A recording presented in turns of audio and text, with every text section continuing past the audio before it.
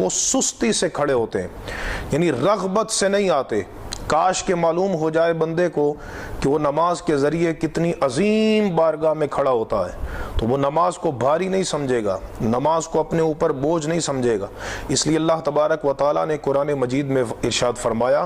وَإِنَّهَا لَكَبِيرَةٌ إِلَّا عَلَى الْخَاشِعِينَ، فرمایا نماز بے شک ضرور بھاری ہے، لیکن ان پر بھاری نہیں کہ جو رب کی بارگاہ میں خشوع کرنے والے ہیں،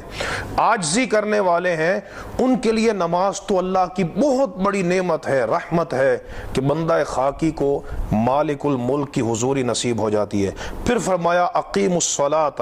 ولا تکونوا من المشرکین، فرمایا تم نماز قائم کرو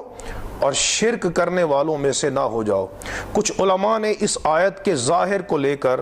یہ کہا ہے کہ جو بندہ ایک نماز جان بوجھ کر چھوڑے گا وہ کافر اور مشرک ہو جائے گا اور مرتد ہو جائے گا، لیکن احناف کے نزدیک جو راجح قول ہے وہ یہ ہے کہ بندہ کافر اور مشرک اس وقت ہوگا جب وہ نماز کی فرضیت کا انکار کرے، یا نماز کی تخفیف کرے، یا نماز کا مذاق بنائے، یا نماز کو ہلکا جانے۔ اور اگر ایسا نہیں ہے، اس نے نفسانی خواہش کی وجہ سے نماز کو یا سستی کی وجہ سے ترک کر دیا، تو وہ اشد کبیرہ گناہ کا مرتکب ہے، اتنا بڑا مجرم ہے کہ قرآن مجید میں اللہ نے فرمایا